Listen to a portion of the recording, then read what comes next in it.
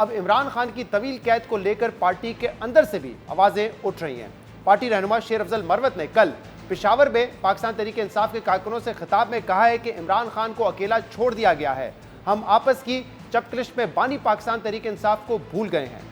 دوسری طرف عمران خان کی اہلیہ اور بہنوں کی رہائی کے مقاصد کو لے کر بھی کیا سرائیاں جاری ہیں اور کہا جا رہا ہے کہ ان کی رہائی سے پارٹی میں اختلافات میں مزید اضافہ ہوگا۔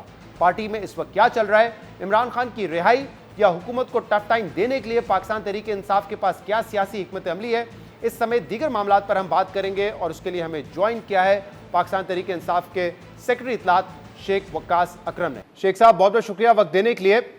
26ویں ترمیم کے حوالے سے پاکستان تحریک انصاف کا موقف تھا، اس کو ہم منظور نہیں ہونے دیں گے، یہ ملک کے مفاد میں نہیں ہے، جوڈیشری کو کمپرومائز کیا جائے گا، لیکن آخر میں ہم نے دیکھا فضل الرحمان صاحب کے ووٹوں کی مدد سے حکومت نے یہ ترمیم پاس کروا لی۔ اب 27ویں ترمیم کے حوالے سے بات ہو رہی ہے کہ وہ بھی لائی جائے گی، اس کو بھی منظور کروایا جائے گا، اتفاق رائے سے کروایا جائے گا، تو کیا تحریک انصاف اس ترمیم کو بھی اپوز کرے گی؟ کیونکہ خدشات اب یہ ہیں، کہا جا رہا ہے کہ جو چیزیں 26ویں ترمیم میں نہیں لا سکے وہ اب 27ویں میں لائیں گے۔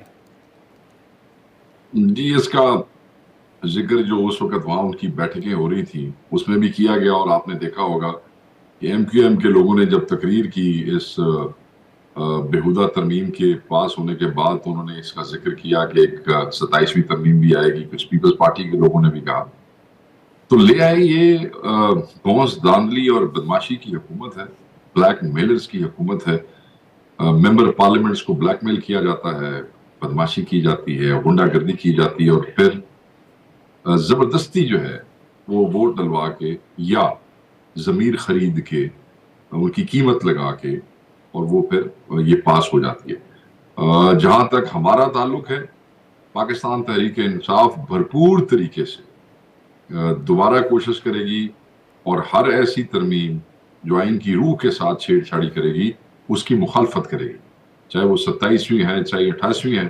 ہم ایک دیوار کی طرح سامنے کھڑے ہوں گے، ہم اپنی پوری کوشش کریں گے، باقی اللہ کی ذات بڑی ہے، ناکامی کامیابی جو ہے تو اس کے ہاتھ میں ہے، مگر ہماری طرف سے پوری بھرپور کوشش ہوگی کہ ہم اس قسم کی جارحیت جو ہے وہ دوبارہ نہ ہونے دیں۔ شیخ صاحب ایسا لگ رہا ہے کہ حکومت کا اعتماد ہی آپ کی جو بھرپور کوششیں ہیں اس کی ناکامی کے بعد بڑھتا جا رہا ہے، کیونکہ پہلے بھی آپ لوگوں نے کہا ہم احتجاج کریں گے، بلکہ علی امین گنڈاپور صاحب نے تو یہ بھی کہہ دیا ترمیم پاس ہونے کے بعد کہ سینئر موسٹ ترین جج کو اگر نہیں بنائے چیف جسٹس تو ہم دوبارہ اسلام آباد کی طرف مارچ کریں گے، احتجاج کریں گے، لیکن ایسا کچھ ہوا نہیں، بلکہ وہ ان کی حلف برداری کی تقریب میں بیٹھے ہوئے تھے۔ تو اگر آپ بار بار یہ دعوے کریں گے تو حکومت کو اب ایسا لگنا شروع ہو گیا اس صرف بیانات ہیں، کھوکھلی دھمکیاں ہیں، تو اس سے ایسا لگتا ہے کہ حکومت خوفزدہ نہیں ہو رہی اب؟ نہیں، ایسی بات نہیں ہے، حکومت خوفزدہ نہیں ہو رہی۔ اگر حکومت خوفزدہ نہ ہوتی تو آپ نے خود دیکھا ہے، آپ بھی تو اسی پاکستان میں رہتے ہیں، اگر آپ کے ٹی وی نہیں چلا سکے کچھ چیزیں، باقی تو آپ چلاتے ہیں، آپ پھر میرے سے ریکارڈ درست کرنے لگ جائیں گے۔ میں آپ کو بتاؤں کہ جو ایم این ایز کے گھروں میں آخری 4 راتوں میں ہوتا رہا ہے، کیا وہ آپ نے اپنی آنکھوں سے نہیں دیکھا؟ کیا آپ کے رپورٹرز رپورٹ نہیں کرتے رہے کہ لوگوں کی فیملیز کو جی، اور کس اس طرح پہ تنگ بات کیا بھی گیا؟ کی ہم نے، بالکل صحیح کہہ رہے ہیں۔ جی، آپ نے بات بھی کی۔ تو اگر یہ حکومت جو ہے وہ اتنی ایزی کمفرٹیبل ہوتی تو پھر یہ بےہودگیاں اور بےغیرتیاں کرنے کی ضرورت تو نہ پیش آتی، منہ کالا کرنے کی ضرورت تو نہ پیش آتی۔ کمفرٹیبل نہیں تھے، اسی لیے اداروں کی ہیلپ لے رہے تھے، پولیس کی ہیلپ لے رہے تھے، ایجنسیوں کی ہیلپ لے رہے تھے، بندے اٹھانے کے لیے، ان کو بلیک میل کرنے کے لیے، ان کو خریدنے کے لیے، تو یہ کمفرٹیبل تو نہیں ہے۔ اور دوسری بات، جہاں تک کمفرٹ لیول کی بات آئی، جن لوگوں نے، جن کی درجن سیٹیں بھی نہیں پورے پاکستان میں نکل سکی، اور وہ قومی اسمبلی کے اندر اپنی حکومت بنا لیتے ہیں فارم 47 کے اوپر، تو کمفرٹ لیول تو ان کو دیا گیا، جو ان کو لے کے آئے تھے انہوں نے ان کو دیا۔ اب تو یہ نالائق نکمے ہیں اور بیوقوف انکمپیٹنٹ ہیں کہ جو اتنا کمفرٹ لیول دینے کے باوجود بھی جنہوں نے ان کو بٹھایا ہے یہ پھر بھی ڈیلیور نہیں کر سکے۔ یہ ایسے نالائق نے نانو پھر بھی بندے پورے کرنے واسطے دوبارہ ادارے دی لوڑ پہ گئی سی، لیکن شیخ صاحب تو کوئی کمفرٹ زون ان کا نہیں۔ آپ نے کہا کہ حکومت نے جو ہے غیر قانونی ہتھ کنڈے اپنائے، لیکن بطور اپوزیشن آپ کو یہ دیکھنا ہے کہ آپ کی اسٹریٹجی کتنی ایفیکٹو ہے، لیکن اس میں بھی ہمیں اختلاف رائے بھی نظر آتے ہیں طریقہ کار پہ، بلکہ اب تو بہت سارے ایسے اشارے بھی مل رہے ہیں کہ پارٹی جو ہے وہ یونائٹڈ نہیں کھڑی ہوئی ہے۔ نہیں سر، ہم ایک سیاسی پارٹی ہے نا، ऐसा कोई अस्करी इदारा तो कोई नहीं है, ऐसी कोई फौज तो नहीं है, ऐसा कोई पुलिस तो नहीं है, ऐसी कोई यूनिफॉर्म फोर्स तो नहीं है।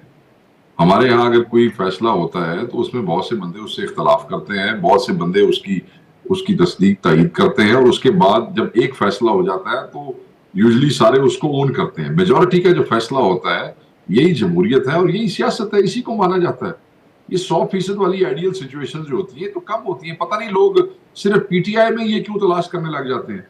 अब मैं तो अखबारों में ये भी पढ़ रहा हूँ और मैं मीडिया पे ये भी देख रहा हूँ कि वो तो 6 MNA नून लीग दे भी सन जिन्हां दी छतरौल कीती सी पे नानू वोट दिओ आईनी तरमीम थे। पीटीआई का मामला ज्यादा इसलिए डिस्कस होता है क्योंकि ये मामला पब्लिक भी हो जाता है। कल भी आपने देखा है कि चौधरी फैसल हुसैन साहब जो कि लीगल टीम का हिस्सा थे, उन्होंने कल एक पिटीशन दायर की कि इमरान खान साहब को जो है वो कैद तनाई वो सहूलतें मिलनी चाहिए, और कहा कि मैंने ये गौहर साहब की मर्जी से किया है, चेयरमैन की मर्जी से। रात को एक बयान आ गया चेयरमैन साहब का, वो कह रहे हैं कि नहीं हम जो है ये पिटीशन दोबारा दायर करेंगे और इस दफा हमारी लीगल टीम का बंदा होगा वही दायर करेगा।